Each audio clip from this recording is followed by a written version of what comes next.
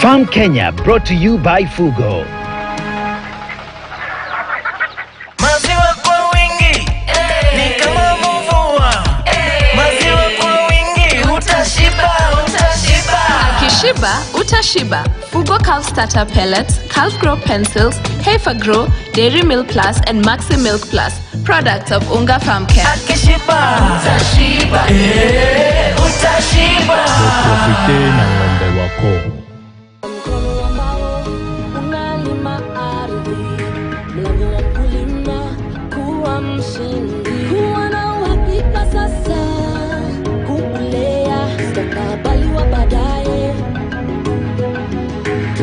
Kazi pamoja na tukue pamoja kuimarisha Kenya ni jukumu la Farm Kenya. Hello there, this is Farm Kenya show right here on KTN, and today we'll be looking at fish farming, and we'll also be looking at from the eggs, how do the fish grow into the plate where you harvest and put it on your plate. We'll be looking at the process of the hatchery. What is the management practice? What do they go through in order for them to move to the next segment? My name is Kelvin. This journey today.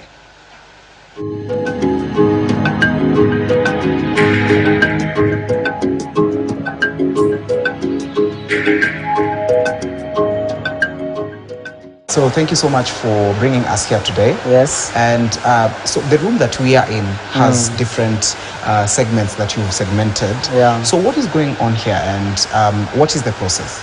Well, we are in the hatchery. So Kamudanga Farm has a fish hatchery, a well-established fish hatchery. And remember, I told you that we keep 3 types of fish. We keep tilapia, catfish, and we also keep the ornamental species. So for all these species, we get the young ones from our hatchery, our well-equipped hatchery. So 90% of our production is on tilapia. So we are going to start off with tilapia. We are going to go through how we produce our tilapia and how we end up getting quality fingerlings, both for the farm and also to our esteemed farmers. That depends on our quality fingerlings out there. So the journey of any fish starts from their parents. So the stock that we have set aside for breeding purposes is normally known as the broodstock. And for tilapia, we have 2 types of broodstock tanks. We have enclosed system and outdoor system. So today we are going to go through the enclosed system. What you are seeing here next to me, this is a broodstock tank. And we do a very careful selection to select the best male and the best female in the purpose of getting quality young ones. So there are factors that we consider so that when selecting the parents. These are factors like the parent should not have any deformity, because the deformity can be genetical and transferred to the young ones, and then at the end of the day you are supplying deformed fish. We look at issues of health of the fish. They should be healthy, parents should be healthy. We look at the shape of the parents. They should be oval in shape for you to get a fish that has very good flesh on it, because remember the bone to flesh ratio for tilapia is a big concern. But if you're not careful at the selection point, you can really reduce your flesh ratio at the end of the day. So those factors and other factors, we consider that, and then now we select that batch. After selecting, we have to pair them. And for pairing is why you put males and females. So for every 1 male, we do 3 females. So for every 1 male, we do 3 females, and we bring them in this tank. So like in this tank, we have 30 males and we have 90 females for this tank. And the males are territorial, so every male will command a certain territory within the tank. And remember, we have concrete systems. In nature, fish would make nest and demarcate a region where is their territory, and then now they will do their breeding there. But since this is a concrete tank, so the males will make get the territory, and then within the territory we provide the nest, artificial nest. these tubings that you are seeing. Okay. So those stands as their nest. So when the male is ready to breed, the males are the one who initiate the process of breeding in tilapia. So they will change their color to pink or red to attract the female. So they'll be very colorful, and that's why we say in fish society, male do the makeup. You see, like that male is very cute, very sharp in that pink color. So he will attract the female with that color. The female will come into the territory. They will court for around 2 hours. Within the 2 hours, the female is cleaning the whole place and getting herself ready to lay eggs. Okay. When she's ready, she can choose to lay the eggs outside the nest or inside the nest. It is her own choosing. So she will choose a spot, either inside or outside. She will lay eggs. One female, we have observed, can be able to lay around 1,000 to 1,500 eggs per spawning. So she will lay the eggs, then the male will come and fertilize the eggs externally. Okay. After fertilizing the eggs externally, the female will collect the eggs and put them in her mouth for incubation. So for fish, tilapia, we call them mouth brooders because they have that characteristic of incubating their eggs in their mouth. So she will incubate these eggs for a period of 21 to 28 days. So within this period, before we even continue, within this period that the female is incubating the eggs in the mouth, it doesn't eat. The female does not eat. It does not. What happens? Yes, during this period, the female is not eating. She's taking good care of the young ones, and that's why we also say for tilapia, they are good. They have a good mothering ability. Okay. They normally take very good care of the young ones. Okay. So she will incubate the eggs. They will hatch. Even after hatching, she will still host them within the mouth until when they are totally weaned, and then she can now release them into the environment. But up to before it gets to that point, she's taking care of them. She's not eating, and she's making sure that every one of them survives. Right. But now, for us, we don't allow our parents or our female to go through the whole cycle of incubation, which is around 21 to 28 days, simply because we have artificial incubators where we can incubate the eggs. So for us to maximize on the female and increase their cycles per given time of giving us eggs, we come into this tank. That's why we have this blue net. This blue net is to facilitate us to collect eggs. So within the blue net, we have the nest and we have the stones. So we lift all those all those stones and the nest. Stones are there to act as a sinker to allow the net to be on the floor. So we'll get all those and place them on this platform.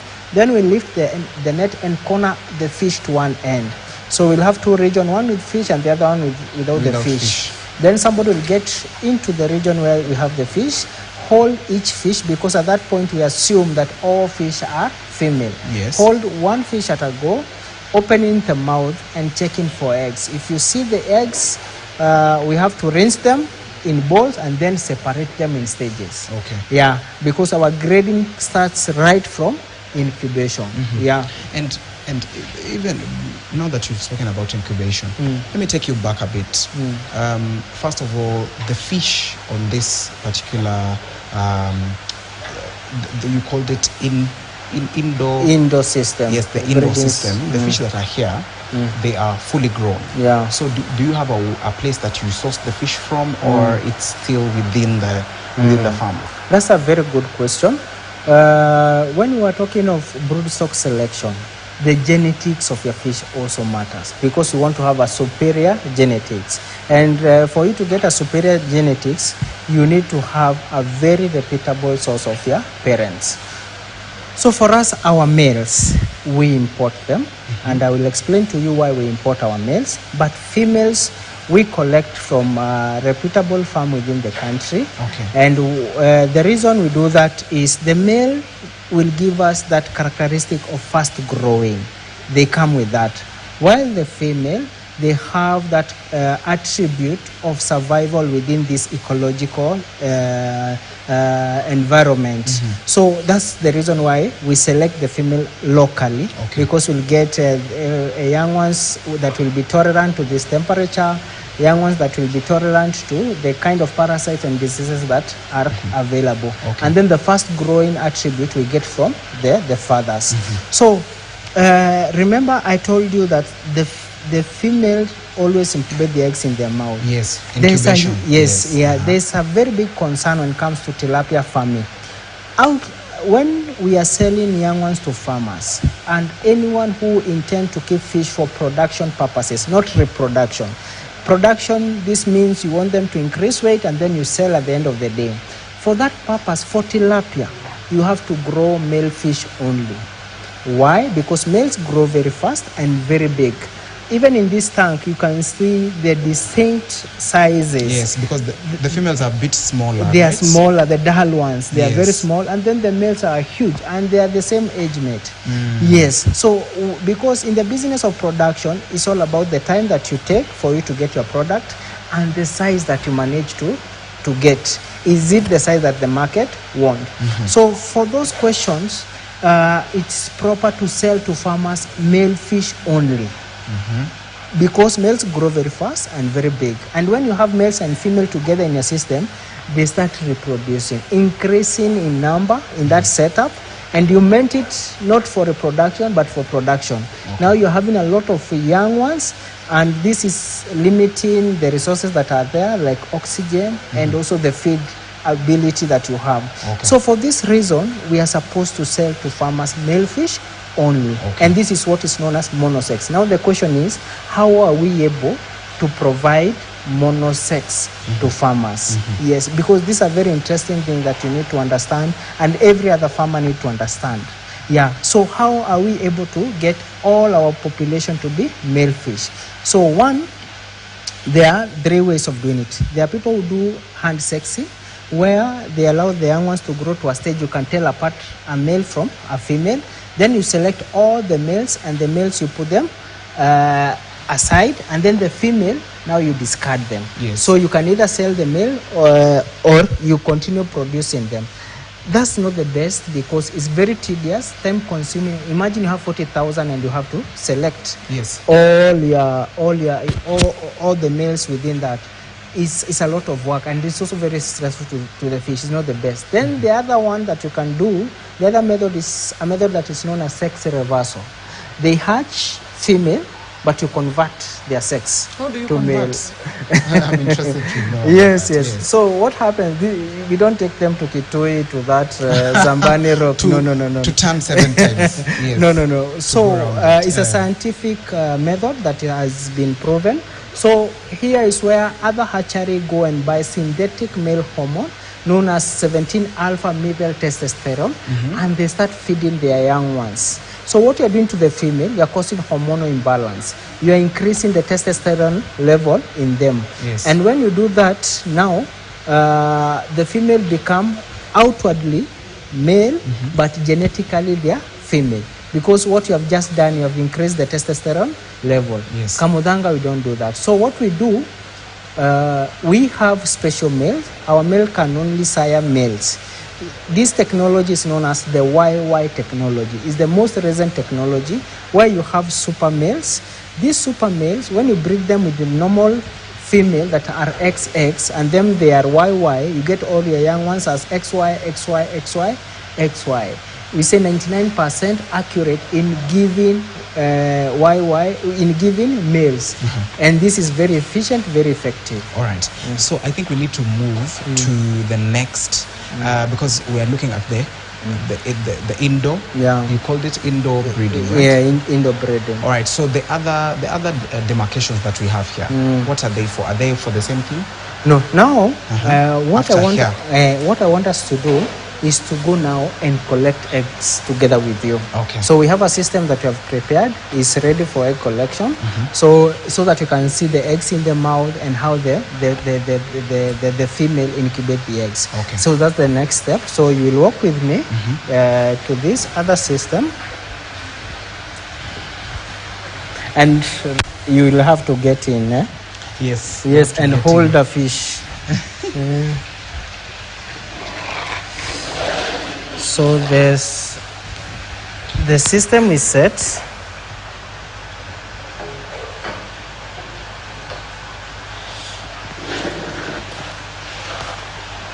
So this is how we corner the fish in one area, and then I will be checking for eggs. If the fish has eggs, we collect on these balls, and then I will transfer. But I need a few of my colleagues to come and help me in this as we are doing it. Right. So yes, a few of my colleagues, around 2, you can come this way.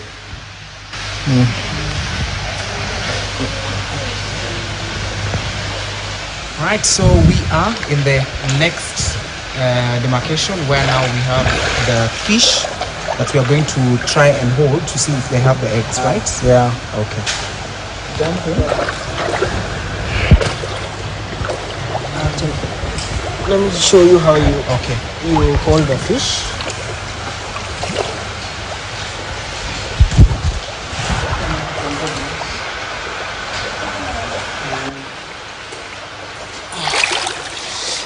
So this is how you hold a fish when you're checking for eggs.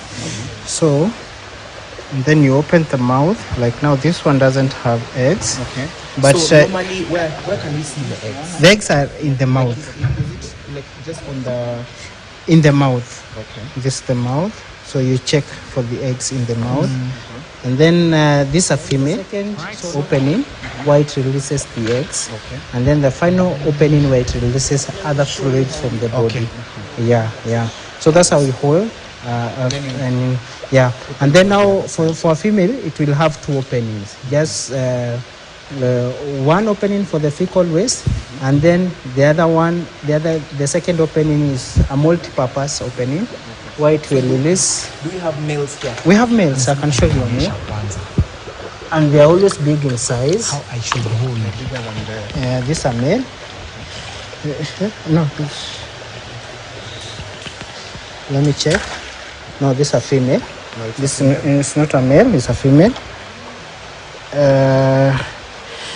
It almost had eggs. It was preparing to keep...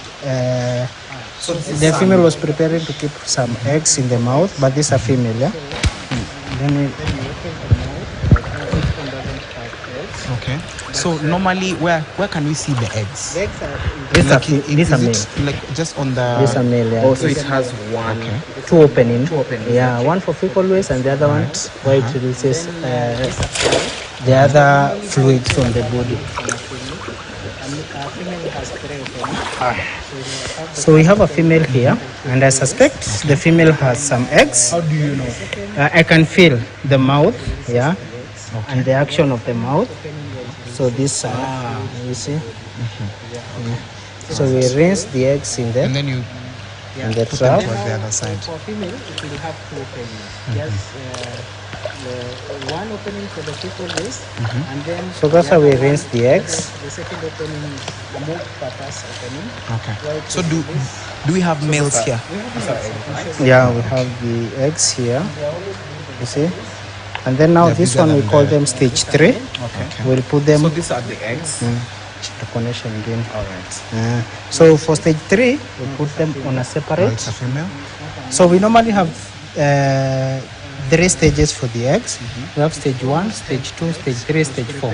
Stage 1 is where you have a round ball. So this is without sand. any physical feature on it.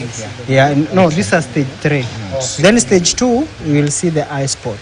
Now stage 3 now, you will see the head is already developed and the fish has a tail on it. You see? Yes, I can see. Yeah, so that's stage 3. And then stage 4, these are free swimming. Free swimming, yeah. So,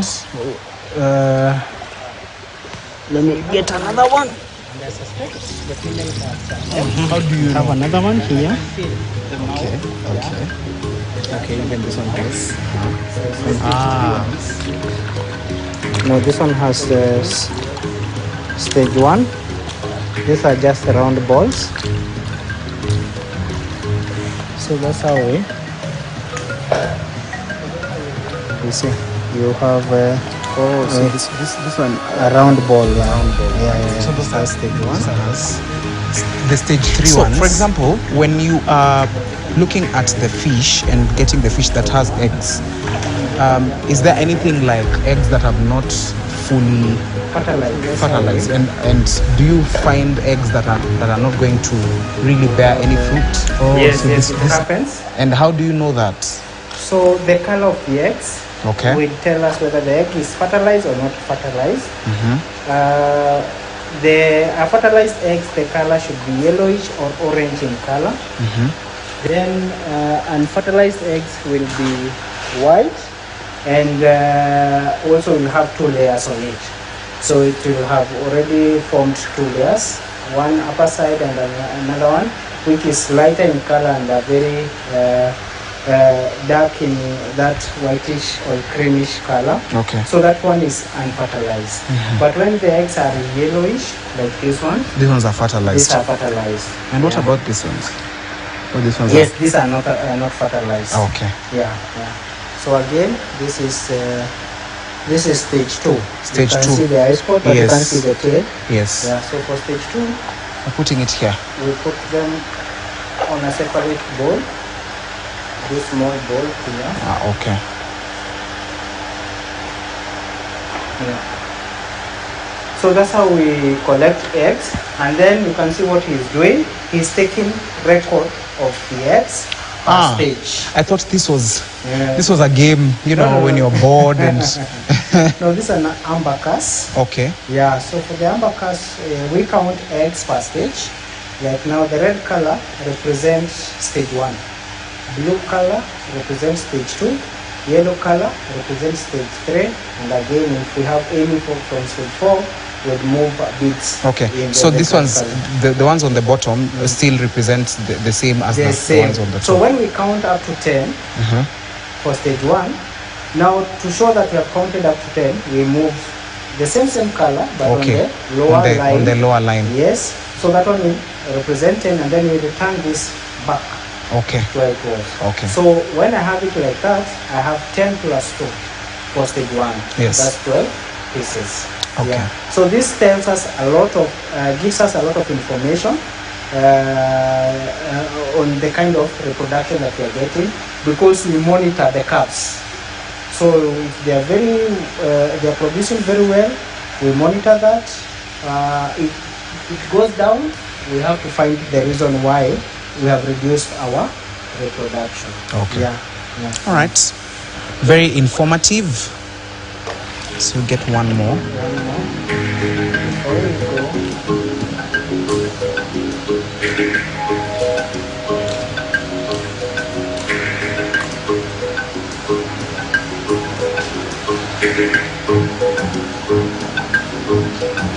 stage 3. Stage 3.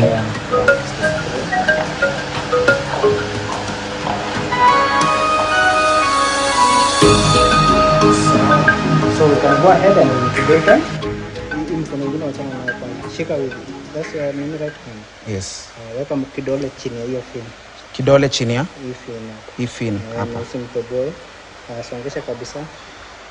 Songesha. Umeshika na nguvu hapo. Ai. We. All right, we're going to take a short break. I was trying to catch one of the fish also so that we can see if it has eggs, but unfortunately it slipped out of my hand. Of course, this is what fishermen go through, and it's good to also learn some of these things. All right, we're going to go for a short break, but when we come back, we're going to look at the incubation process, and we're going to look at what is it that is involved in this incubation process. Don't go too far. Kuwa mkono ambao unalima ardhi, mlango wa kulima, kuwa mshindi, kuwa na uhakika sasa, kukulea mustakabali wa baadaye. Tufanye kazi pamoja na tukue pamoja, kuimarisha Kenya ni jukumu la Kenya.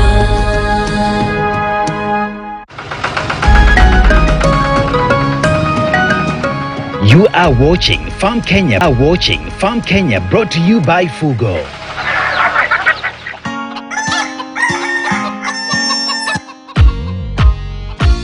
Lea wako wakishiba na Fugo, utashiba na mayai from Shell, Yellow York. Broiler wako wakishiba na Fugo, utaona mazao 35. Ukishiba, utashiba. Fugo layer feed, Fugo kienyeji feed, and broiler 2-stage and 3-stage diet. Products of Unga Farm Care.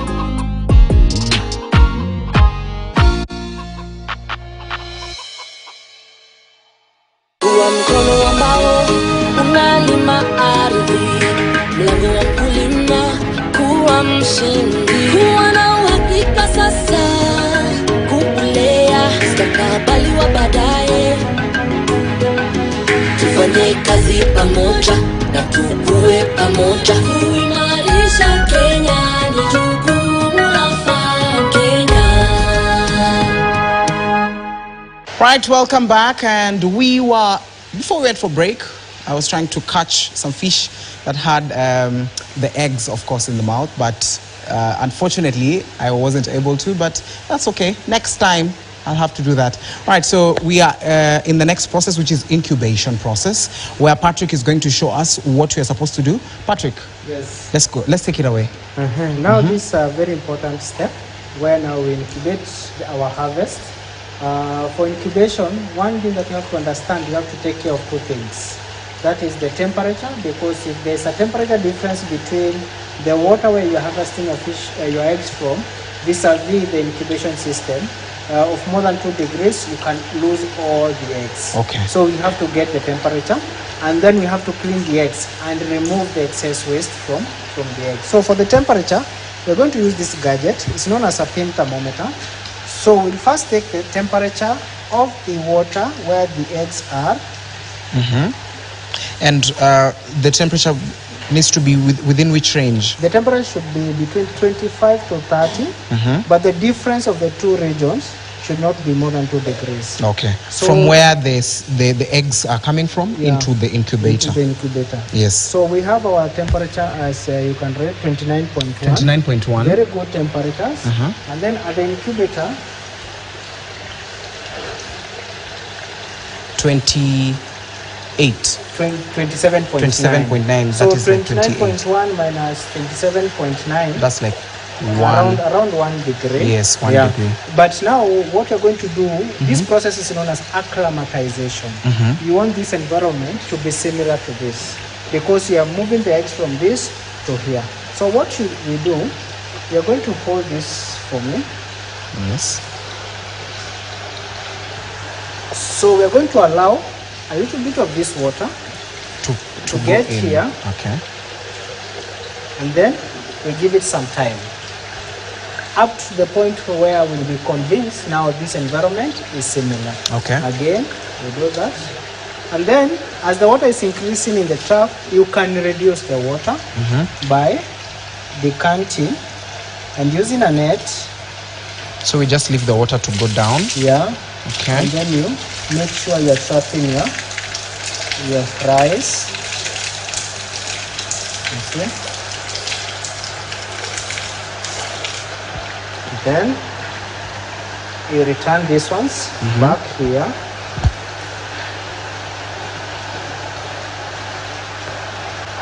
So by removing the water and trying to so this is for Yeah, you get right. Yeah. So we want to get the environment to be similar. Okay. And we also want to reduce the kind of waste that we have within the water as we are collecting the eggs from the parent. Okay. Yeah.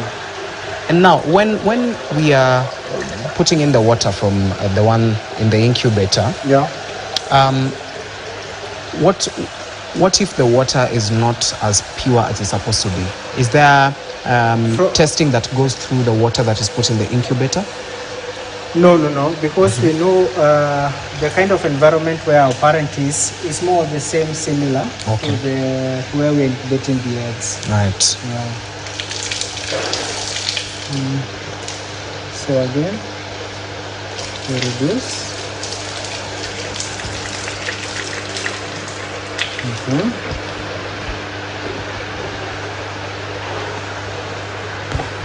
You are learning very fast. Yes. I was not able to get the eggs from the fish, but now I have to get this one. All right. So that's fine. We must make sure we remove every egg. Okay. Because every egg counts. Yes.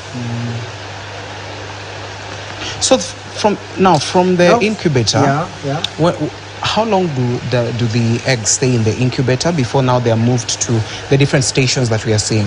So at the incubation system, depending on the size and the age of the egg, that is what will determine the number of days they will stay in the incubation system. So normally, they can, if you have stage 1, they will stay around 7 days. If you have stage 2s, they will stay around 5 days. Stage 3, they will stay around again 5 days. And then stage 4, just 1 day, and they are out of the system. Yeah. So this is the final acclimatization process. Then we are going to weigh the eggs. We have to weigh them to know the weight of the eggs that we have gotten. And through this, we'll be able to tell how many pieces we have of the eggs. So the next step is weighing. So we are going to put all the eggs into the net.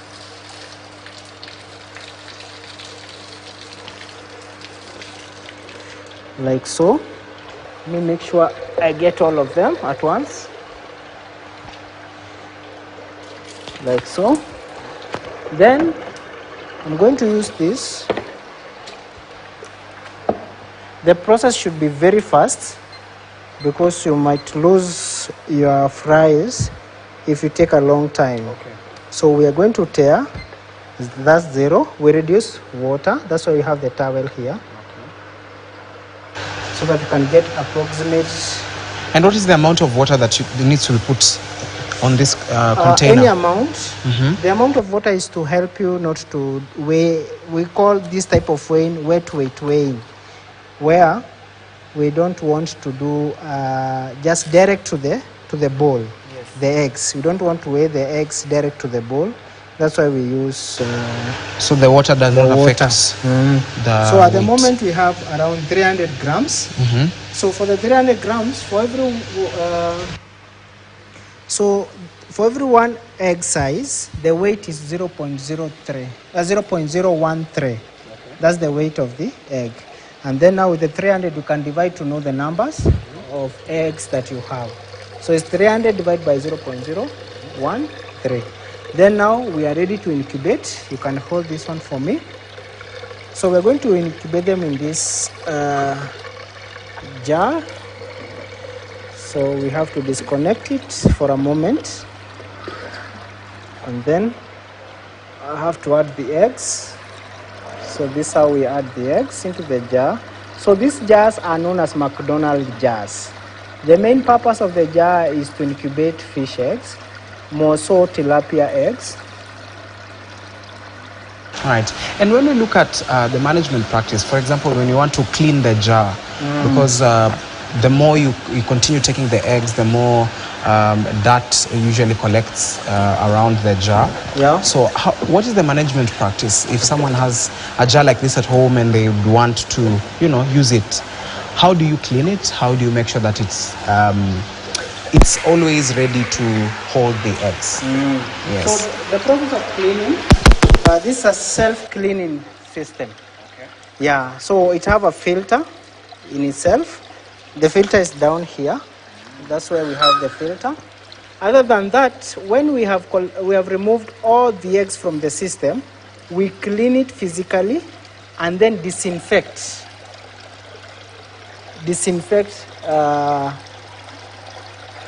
Make sure we have disinfected the system to receive another batch of eggs.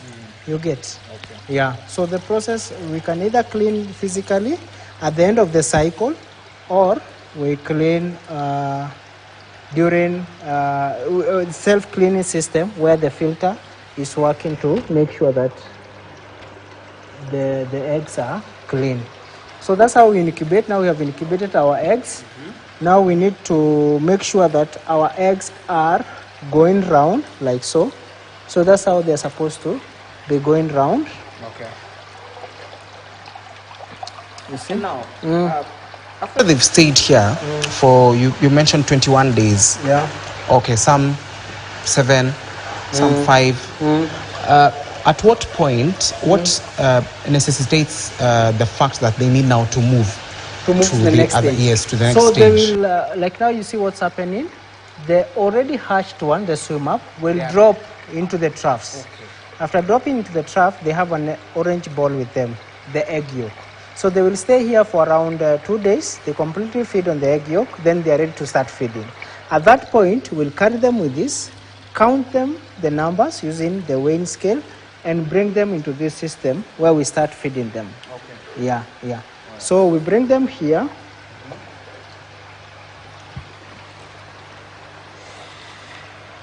And we stock, in each blue tank, we stock around 50,000 of them.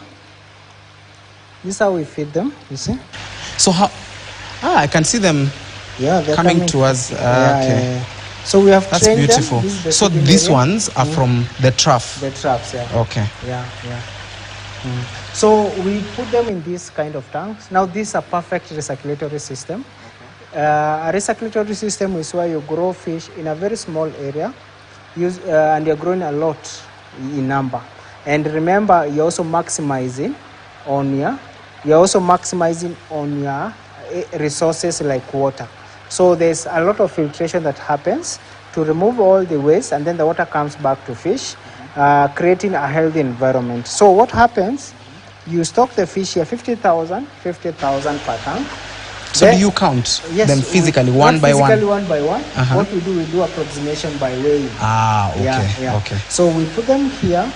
Then we feed them hourly for 16 times in a day, 8 times during daytime, 8 times at night. As long as they are feeding, they're going to release their waste, like what you are seeing. This is their fecal waste, the poop from the fish. So all of that is collected by this. It's known as the sludge collector, and dropped at the filter area number 1, well, on that end. Okay. Yeah. Right. So where we remove the solid waste. Then from there, the water proceed to UV light. We have a UV light there, removing all unwanted microorganisms. Then the water proceed to this other setup, where we have the filter unit number 2, which is the heart of the system. The filter unit number 2. This one. This one. The trickle tower. Right. Yeah. Because I was about to ask about this. So yes, what does this do? Tower. So after removing the physical waste there, we need to remove the dissolved waste. This is the waste that you cannot see, the nitrogen-based waste. Remember, their food is over 45% in protein. Not all the protein will be taken into the body. Most of it will be released, almost 80% of it. So that needs to be removed here. It's like the urine from the fish. Remember, we have 50,000. Everyone releasing that, it becomes very toxic. Yeah. So the water, as it goes down, there's a bacteria that grows here naturally, beneficial bacteria, converts that ammonia to nitrate. And then the water comes back. Nitrate is less toxic to fish. Then we have to add oxygen into the system. That's what's happening on that end, aeration. Then we have to heat electrically for us to get optimum temperature for them to grow optimally. And on the food, are there specific foods that are supposed to be included in this particular stage, or a farmer can have maybe powdered kind of food and just any? Are there particular ones that are supposed to be used? There are particular feeds, and they're in different levels.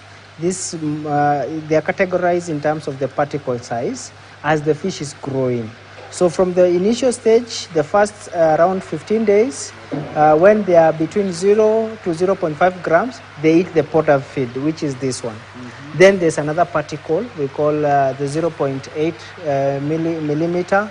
Then we have 0.1, then 0.2. So we have the starters, and then we have the finishers. So as the fish grows, it comes across different particle size of feed. Right, I think we need to move to the next, because there are very many stages here. We need to move on to this other side. Yeah. So this is the same as this one, right? That's the same as this, but now the only difference is they are a bit bigger than the first batch. Yeah. So after this tank, you move them to this tank. No, it's not sequential. It depends with the grading program that we have. So we normally grade them using those graders, the sieves that you can see on the wall. So grading is where you put the fish in a mesh sieve. The small ones will go through and the big ones will be restrained on the mesh. So with this, we are able to have cohorts of fish that are growing in the same growing capabilities. So we do that every 15 days. So it doesn't mean that we'll move this to here. It depends with the program of grading program. So again, this is how we feed them. You can see, but they're a bit bigger compared to the first lot. No. We have a feeding area. This is the feeding area. No, that's not the feeding area. And then we train them. When they see people, they'll get food. That's why you'll see them feeding on this. So do all of them come on the other side? Because I feel like the ones on this side are losing Eventually they'll come, and whoever is hungry, they know where to go. So they will come to this region. So with our hatchery, we are able to produce over 1 million fingerlings per month, which we supply to our esteemed clients at a very good size and also very good quality. And this is produced on this section, the blue system section. The whole section, it's just producing tilapia. It's just that they're in different stages. Okay. Yeah. So can we go to the last stage? Yes, we can go to let's move. So we are moving to the last stage of this tanks. They look more bigger. Yeah. Yes. Now, one thing you can tell, my fish are very uniform in size. Yes. They are very big in size. And they are looking really nice. Yes. Now, these fish have stayed in this system for around 40 days. And they are this size that we call the 1 gram size. And this is the size that we sell to farmers. Okay. Yeah. So, from here now, we'll do the final grading. And then now we can either sell them or move them to the farm, to the nursery. Okay. Yes, where we were, you remember? Yeah. Yes, So we'll move to the nursery, or we sell to farmers at 10 shillings a piece. Yes, very quality fingerlings. Right. So what are some of the, especially when you look at the challenges when you're handling such delicate fingerlings, especially at this stage, and now with this final stage before they move to the nursery, what are some of the challenges that a farmer might encounter, and how do you make sure that at least you solve the challenges that are experienced in this stage? This stage is very delicate within the hatchery, because this is the stage where fish are very vulnerable to stress and also to factors like stress and diseases. So the hatchery technician must be very careful to make sure that the fish are able to survive within the system, and they don't you don't lose the numbers, because at this stage it's very easy for you to lose your numbers. So that becomes one of the most dangerous challenge within the hatchery. So you can see we have very good biosecurity measures to make sure we protect the fish. We handle our feeds very well. We make sure the fish have a very healthy environment for them to survive, and then for them to also grow optimally. Yeah, so at the end of the day, our fish take the shortest time to grow, and we end up getting a very good quality fingerlings for the market. All right, so as we were coming in, I got to see some colorful types of fish, the ones that are put in the aquariums, at homes, and even in the malls. So when it comes to the market for the ornamental fish that you have, how does it look, especially in Kenya? We were attracted into this market by how lucrative it is. Initially, we started off with tilapia and catfish production, but early last year, we did our market survey, and we realized there's a big market for ornamental fish within the Kenyan market and East Africa at large. So this prompted us to go into this business of producing ornamental fish. Luckily, we have grown to a point where we are currently having around 4 different species of ornamental. We have the goldfish, we have the koi carps, we have also the guppies, We also have we have different strains of the goldfish and all that. So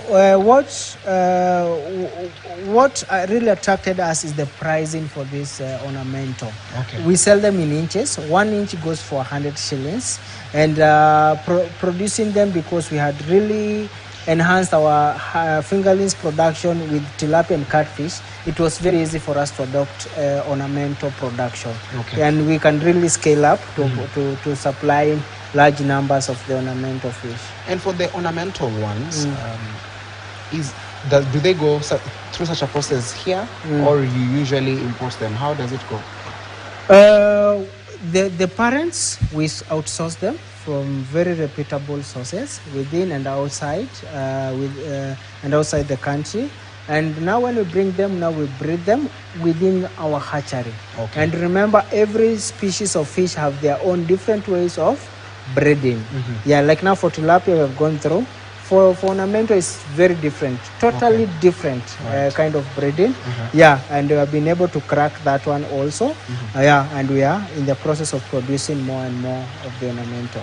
All right, and finally, even as we wrap up, what is that one thing that you can tell a fish farmer who doesn't have all this equipment, who doesn't have the luxury of having maybe a market that is working for them, or a system that is really working for them, from the hatchery to the nursery, and then to the harvesting place? So what is that one thing that you can tell a fish farmer? A fish farmer, the biggest advice I can give them, because this is what I've learned over time, you must be very patient when it comes to fish farming.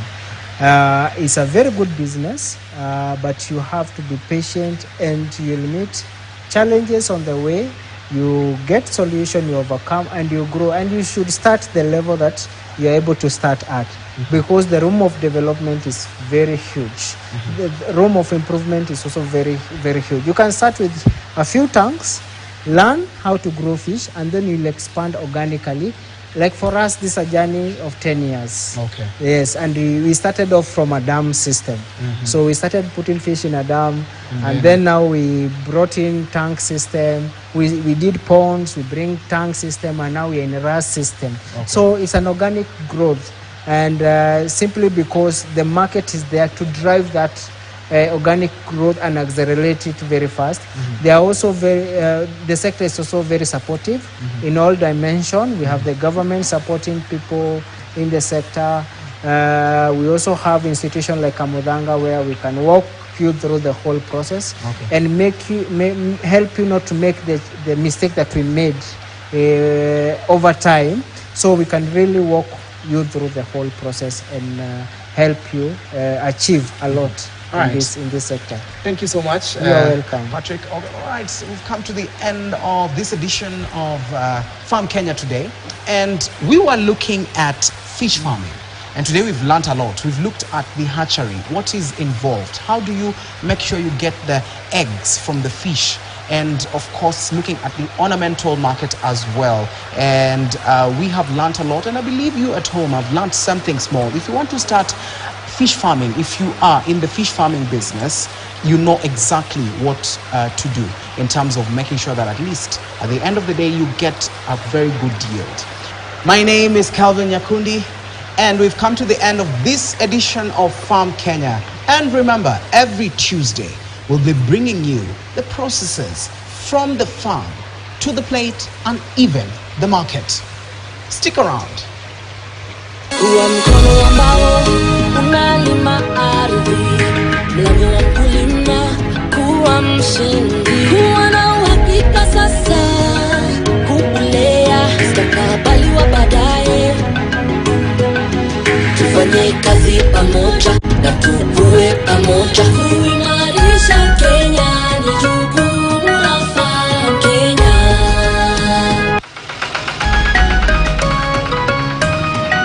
Farm Kenya, brought to you by Fugo.